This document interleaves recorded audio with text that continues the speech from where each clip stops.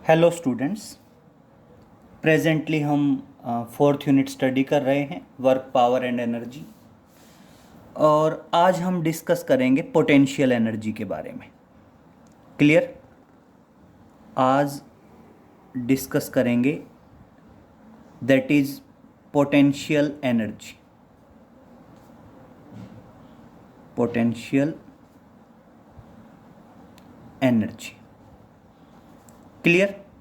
अब देखिए, potential energy क्या होगी। पोटेंशियल एनर्जी बताओगे किसी भी बॉडी के अंदर जो एनर्जी होती है, स्टोर्ड होती है due to its position and configuration, is known as potential energy.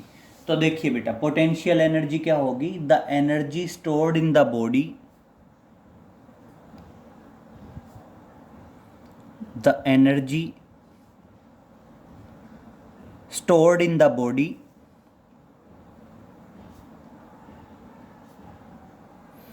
due to its position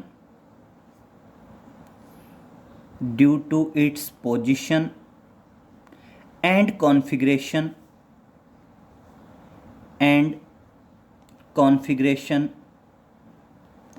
is known as potential energy, is known as potential energy. Clear बेटा? किसी भी बॉडी के अंदर उसकी पोजीशन और कॉन्फ़िगरेशन की वजह से जो एनर्जी होती है उसे क्या कहा जाता है? पोटेंशियल एनर्जी कहा जाता है। और बेसिकली बेटा, पोटेंशियल एनर्जी जो है वो दो टाइप की होती है। जनरली हम क्या कहते हैं? पोटेंशियल एनर्जी क्या है? दो टाइप की है। It is of two types. It is of two types. इसमें फर्स्ट वन आती है आपकी gravitational potential energy, that is gravitational potential energy. And next one आती है आपकी that is elastic potential energy, that is elastic potential energy. Clear? One is gravitational potential energy and other one is elastic potential energy. Clear? तो देखिए, बात करते हैं सबसे पहले ग्रेविटेशनल पोटेंशियल एनर्जी के बारे में। तो स्टार्टिंग यहीं से है, that is gravitational potential energy, that is gravitational potential energy. अब देखिए, जो आपकी ग्रेविटेशनल पोटेंशियल एनर्जी है वो ग्रेविटेशनल पोटेंशियल एनर्जी क्या कहती है? ग्रेविटेशनल पोटेंशियल एनर्जी होती है the energy stored in the body due to its position about the earth surface. तो देखो, ग्रेविटेशनल पोटेंशियल एनर्जी क्या होगी? the energy stored in the body, the energy stored in the body due to its position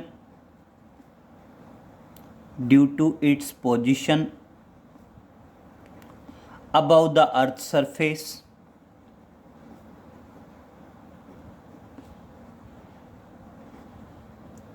is known as gravitational potential energy. Means body earth surface से कितनी ऊपर है, अर्थ surface से जितनी हाइट पे होगी उस फैक्टर पे डिपेंड करती है बेटा ग्रेविटेशनल पोटेंशियल एनर्जी। और बेटा बहुत ध्यान से सुनिए, the energy stored in the body due to its position about the earth surface is known as gravitational potential energy, gravitational potential energy.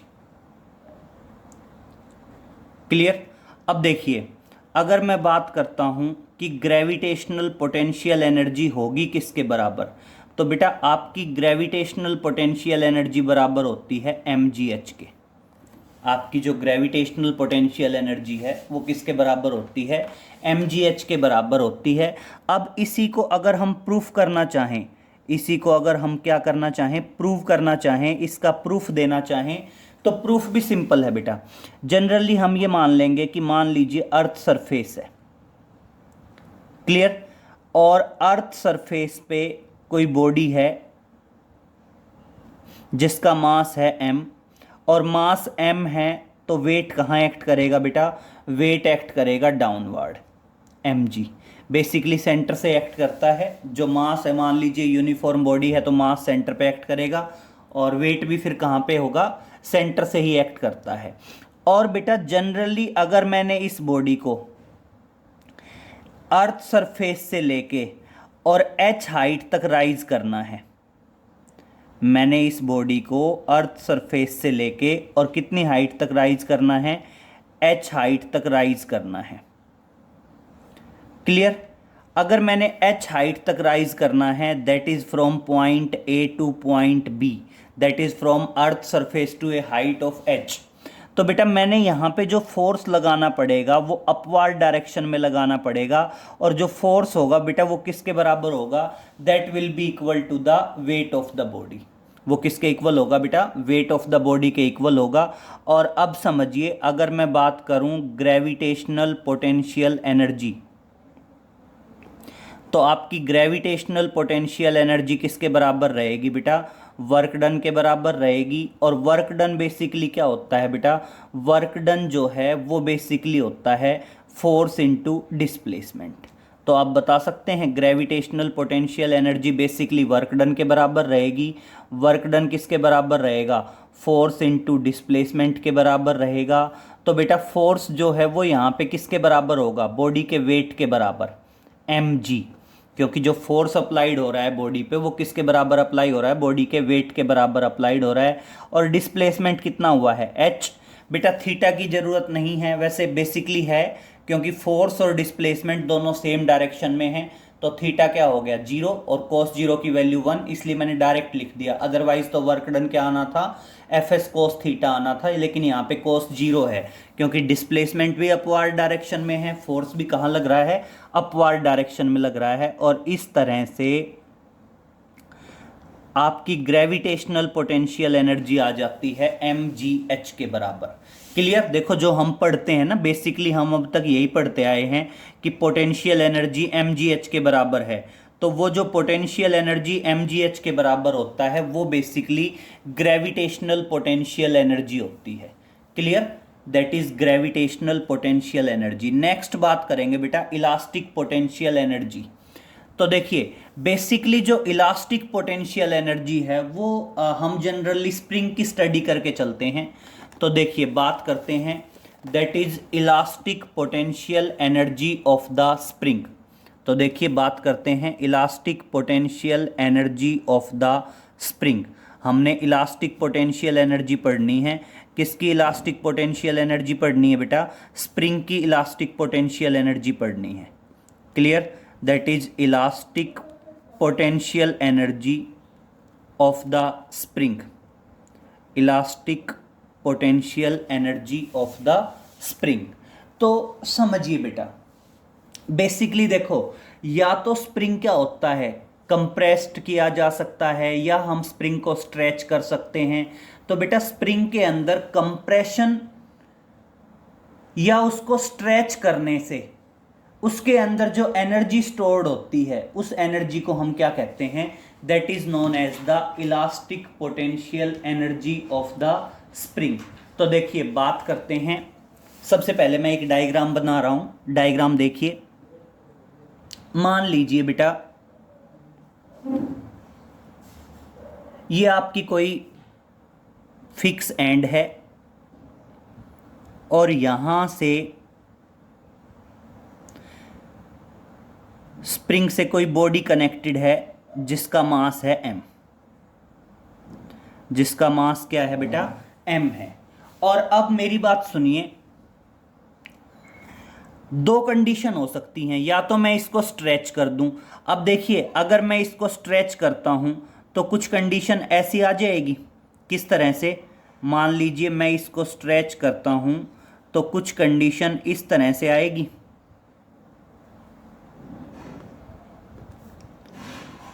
और मान लीजिए ये आपकी बॉडी यहां पे आ गई एम मास की।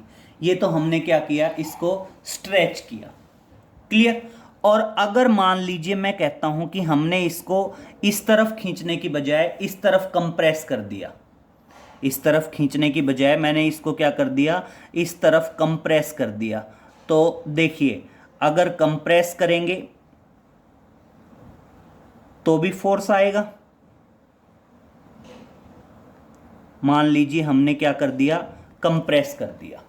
क्लियर। अब देखिए बेटा, ये इक्विलिब्रियम पोजीशन मान लो ये थी, जब हम बॉडी को ना कंप्रेस कर रहे थे ना स्ट्रेच कर रहे थे, जब स्प्रिंग नॉर्मल कंडीशन में था, इक्विलिब्रियम में था, तो सिचुएशन थी ये। मैंने कंप्रेस किया तो इक्विलिब्रियम पोजीशन ये आई, मतलब मान लीजिए बॉडी कितनी डिस्प्लेस हुई, एक्स डिस्प्लेस हुई, बॉडी क्या हुई, एक्स डिस्प्लेस हुई। और अगर मान लीजिए मैंने उसको स्ट्रेच किया तो भी मान लीजिए बॉडी क्या हुई, एक्स डिस्प्लेस हुई। क्लियर। और अब दोनों ही कंडीशन में सुनिए बेटा, जो रेस्टोरिंग फोर्स होगा वो रेस्टोरिंग फोर्स हमेशा अप्लाइड फोर्स से अपोजिट होगा। मतलब हम बॉडी पे फोर्स अप्लाई करेंगे इधर, लेकिन स्प्रिंग का फोर्स कहाँ एक्ट करेगा, इनवर्ड डायरेक्शन में एक्ट करेगा। वहीं अगर मैं यहाँ बात करूँ तो हम फोर्स अप्लाइड करेंगे इधर, और स्प्रिंग का फोर्स कहाँ होगा, इस डायरेक्शन में होगा। तो मैं दो फोर्स की बात कर रहा हूँ। ये तो कौन सा है, मान लीजिए this is the force applied, ये क्या है, आपका अप्लाइड फोर्स है।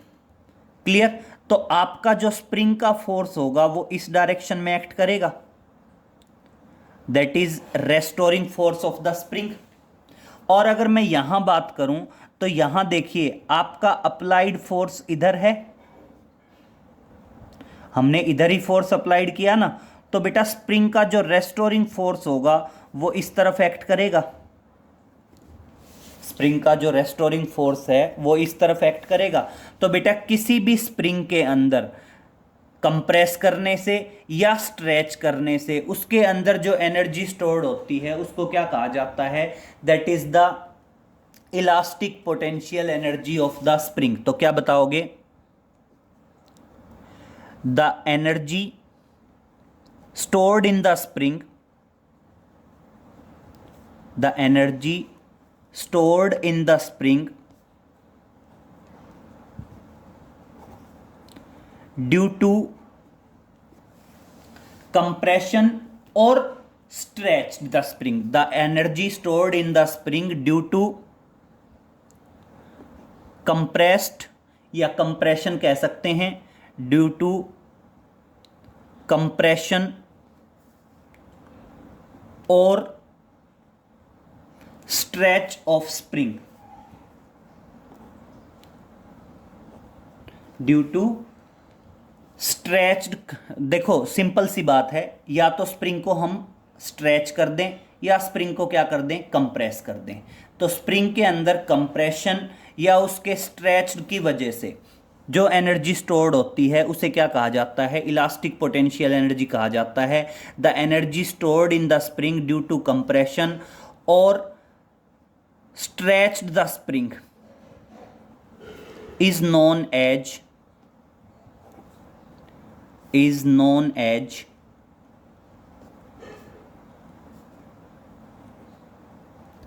elastic potential energy of the spring।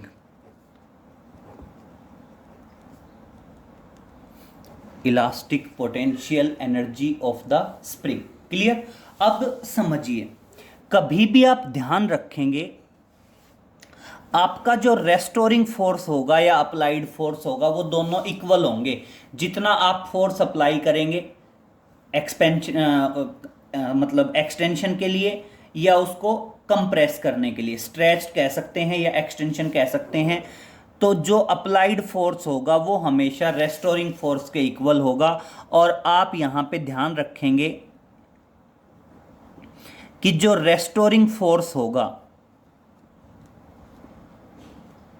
That is restoring force of the spring is directly proportional to displacement produced in the spring. जो रेस्टोरिंग फोर्स होगा वो हमेशा हमेशा क्या रहेगा बेटा, डायरेक्टली प्रोपोर्शनल टू क्या रहेगा, डिस्प्लेसमेंट रहेगा, directly proportional to displacement. Clear. अब मान लीजिए हम कहते हैं हमने रेस्टोरिंग फोर्स माना हुआ है F, क्लियर, और डिस्प्लेसमेंट है बेटा x। डिस्प्लेसमेंट क्या है, x। और अब मेरी बात सुनिए बेटा, जो फोर्स की डायरेक्शन है, देखो जो रेस्टोरिंग फोर्स की डायरेक्शन है वो हमेशा डिस्प्लेसमेंट से जस्ट अपोजिट है, और जस्ट अपोजिट है तो आप क्या कह देंगे, डिस्प्लेसमेंट जनरली -x ले लीजिए या x ले लीजिए। बाकी ये है सिंपल कि आपका जो डिस्प्लेसमेंट है वो अप्लाइड फोर्स से जस्ट अपोजिट होगा। मतलब अगर आप मैग्नीट्यूड दिखाएं तो सिंपल, और अगर वेक्टर की फॉर्म में दिखाएं तो आपको यहां पे क्या लगाना पड़ेगा, -x लगाना पड़ेगा। अगर आप वेक्टर के केस में दिखाएंगे तो वेक्टर के केस में आपको क्या लगाना पड़ेगा, -x प्लेस करना पड़ेगा यहां पे। क्लियर। अब उसके बाद सुनिए, नेक्स्ट आता है, ये तो मैग्नीट्यूड की बात है। अगर आप वेक्टर के केस में लगाएंगे, मान लीजिए मैं कहता हूं भाई वेक्टर के केस में लगाना है, तो आपने डिस्प्लेसमेंट के आगे क्या लगाना पड़ेगा, -x प्लेस करना पड़ेगा। और देखिए इस तरह से क्या आ जाएगा, F is equal to -kx। x क्या आ गया बेटा, सॉरी F क्या आ गया, दैट इज -kx आ गया। क्लियर। और यहां पे k क्या है, this k is known as spring constant. k is proportionality constant and which is known as spring constant, और इसको हम क्या बोलते हैं, स्प्रिंग कांस्टेंट बोलते हैं। और देखिए स्प्रिंग कांस्टेंट की जो मेजरिंग यूनिट की बात करेंगे तो देखना, therefore k is equal to F/x कह सकते हैं मैग्नीट्यूड के केस में। देखिए मैं वेक्टर नहीं ले रहा, मैं सिर्फ मैग्नीट्यूड ले रहा हूं, तो k किसके बराबर होगा, F/x होगा। और इसलिए मेजरिंग यूनिट क्या आ जाएगी, मेजरिंग यूनिट आ जाएगी that is newton per metre, that is newton metre -1। This is the measuring unit of spring constant. और अब हम बात करते हैं बेटा, that is elastic potential energy. तो देखिए हम क्या कहते हैं,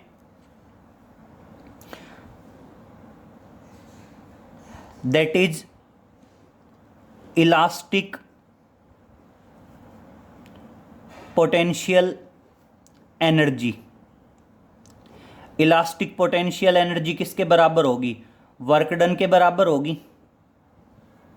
और वर्क डन W किसके बराबर होगा, फोर्स इनटू डिस्प्लेसमेंट। बेटा फोर्स F मान लीजिए और डिस्प्लेसमेंट x है, तो स्मॉल डिस्प्लेसमेंट मान के और उसका इंटीग्रेशन कर देते हैं 0 से x। 0 क्या है बेटा, आपकी इक्विलिब्रियम पोजीशन है। तो समझिए क्या आएगा, मैं फोर्स की वैल्यू रख रहा हूं। अब हम सिर्फ मैग्नीट्यूड की बात करेंगे तो फोर्स का मैग्नीट्यूड क्या आएगा, kx into D x integration 0 से x।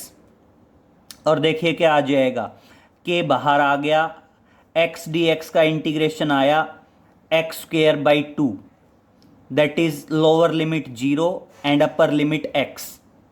और अगर इसको एक्सप्रेस करें तो वर्क डन आ जाएगा बेटा, that is kx²/2। Work done क्या आ जाएगा, दैट इज kx²/2। और इस तरह से हम ये कह सकते हैं that is elastic potential energy of the spring. Elastic potential energy of the spring किसके बराबर होगी, हाफ kx² के बराबर होगी। और बेटा यहाँ पे k क्या है, स्प्रिंग कांस्टेंट है, और x क्या है, x is the displacement produced. x क्या है आपका, डिस्प्लेसमेंट प्रोड्यूस्ड है। क्लियर। तो इस तरह से ये क्या आई आपकी elastic potential energy of the spring आ गई। क्लियर। और मेरी बात सुनिए बेटा, elastic potential energy of the spring को समझने के लिए हम एक ग्राफ और बता रहे हैं। वो ग्राफ देखेंगे, that is the graph between potential energy and displacement. मैं पोटेंशियल एनर्जी और डिस्प्लेसमेंट के बीच का ग्राफ बता रहा हूं, तो समझेंगे पोटेंशियल एनर्जी और डिस्प्लेसमेंट के बीच में ग्राफ क्या है। दोनों हैं, पोटेंशियल एनर्जी और डिस्प्लेसमेंट, और फोर्स और डिस्प्लेसमेंट भी है। तो देखिए नेक्स्ट पे चलते हैं, that is graph between potential energy and displacement and graph between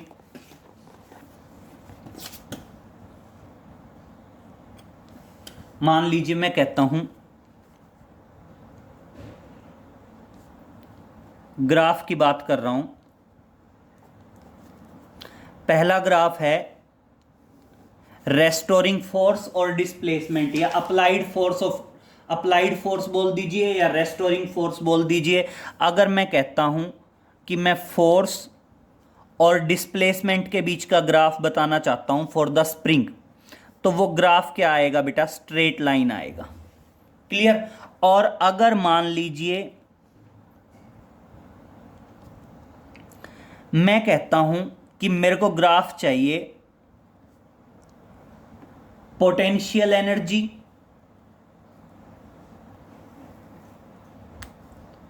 that is potential energy को मान लीजिए जनरली यू से डिनोट कर देते हैं।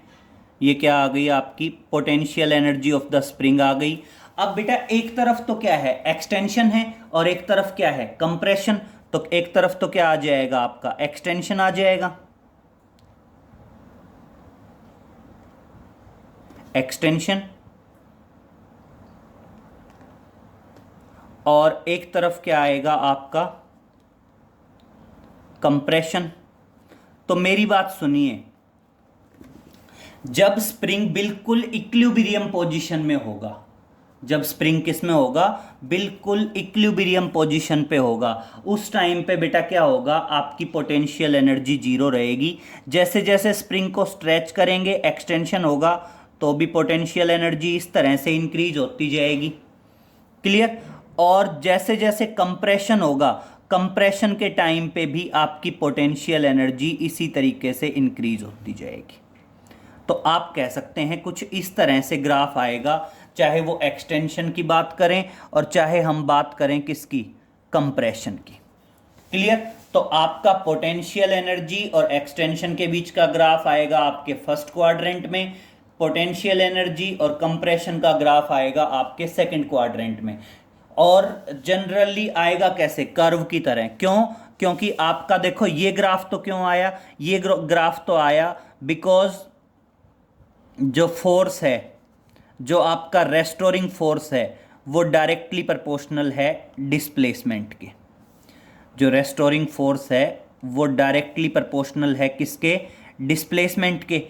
और ये क्या है, ये है आपका कि आपकी जो पोटेंशियल एनर्जी है U, वो पोटेंशियल एनर्जी U क्या है, हाफ के एक्स स्क्वेयर के बराबर है, दैट इज डायरेक्टली प्रोपोर्शनल है एक्स स्क्वेयर के। क्लियर। यहां पे तो क्या है, फोर्स इज इक्वल टू के एक्स, मैग्नीट्यूड की बात करें तो वो माइनस तो डायरेक्शन को शो करता है। क्लियर।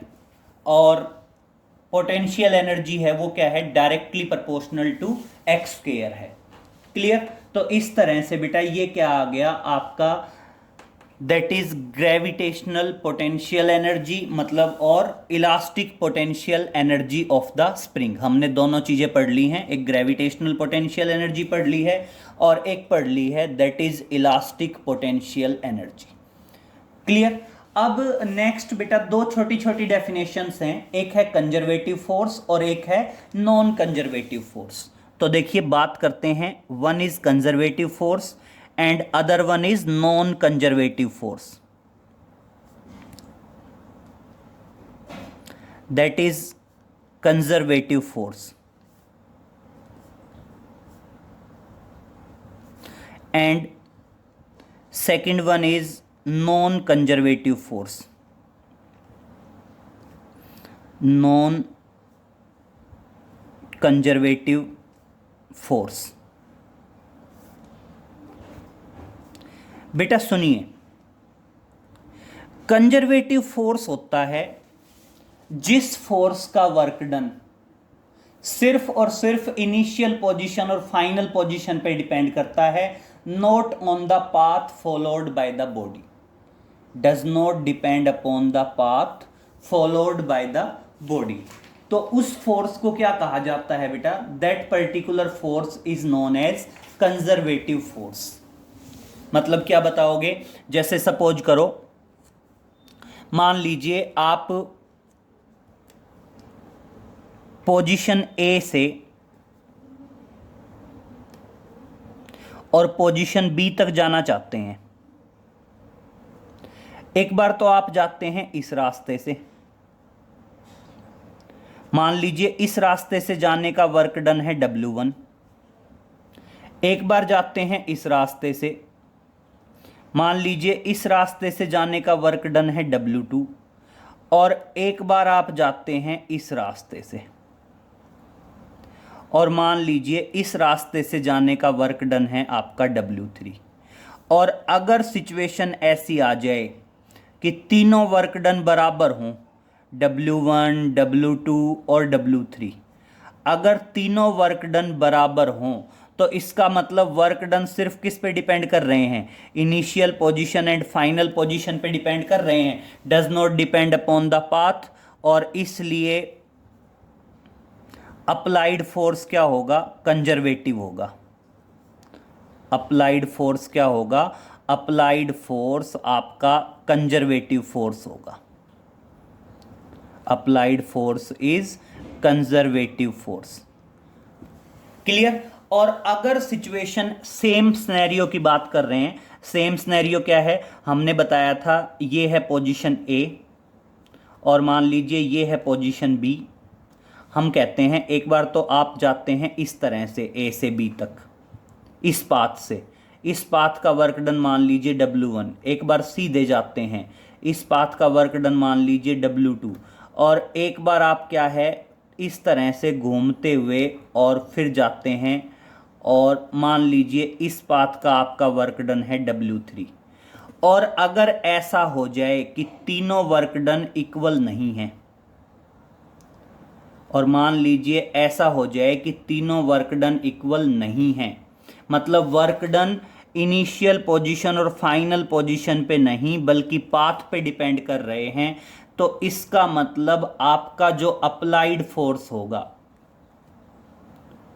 वो अप्लाइड फोर्स आपका क्या होगा? नॉन कंजर्वेटिव फोर्स होगा। अप्लाइड फोर्स क्या होगा? आपका नॉन कंजर्वेटिव फोर्स रहेगा।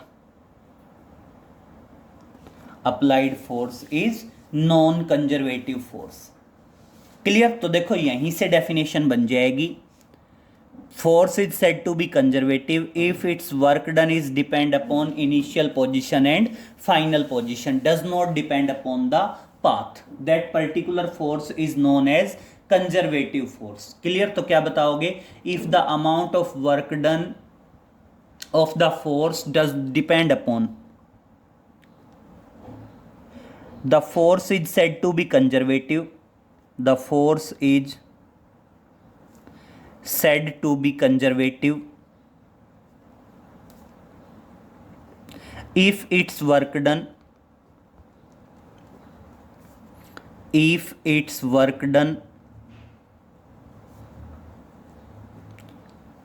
depends upon initial position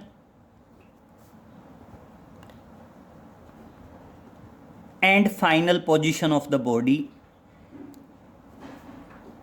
initial position and final position of the body, and does not depend upon path, and does not depend upon path. Clear?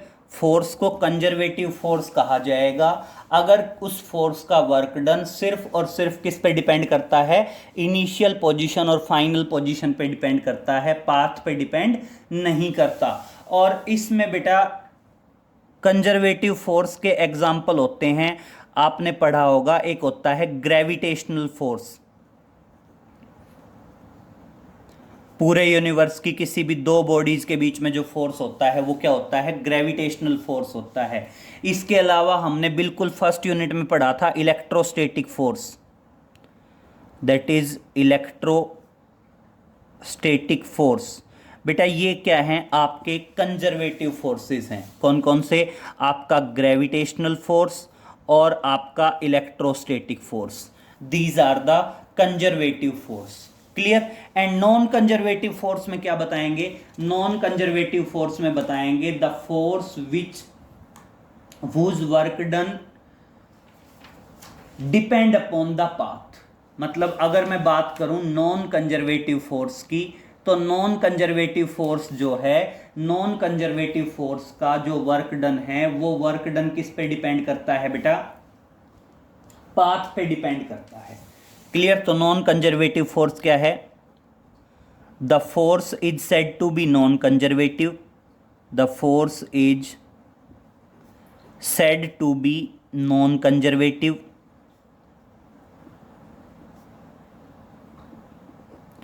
if its work done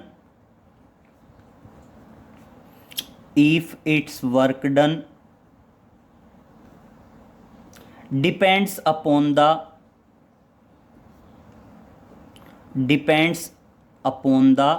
path followed by the body, depends upon the path followed by the body, path followed by the body। Clear.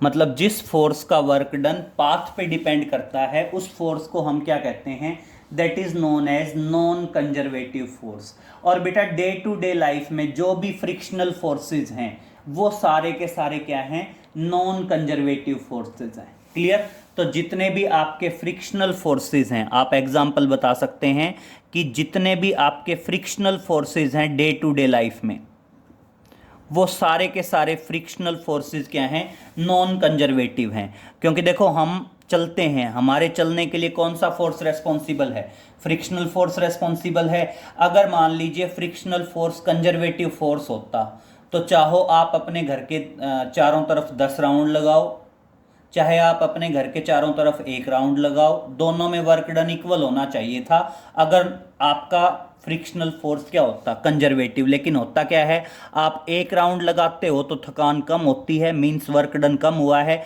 10 round लगाते हो तो थकान ज़्यादा होती है, work done ज़्यादा हुआ है।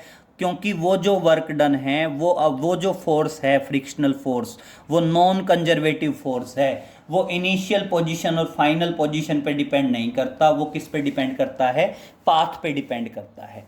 क्लियर। तो ये इतना बेटा आप अच्छे से नोट कर लेंगे, बाकी आगे नेक्स्ट लेक्चर में मिलते हैं। Okay, thank you.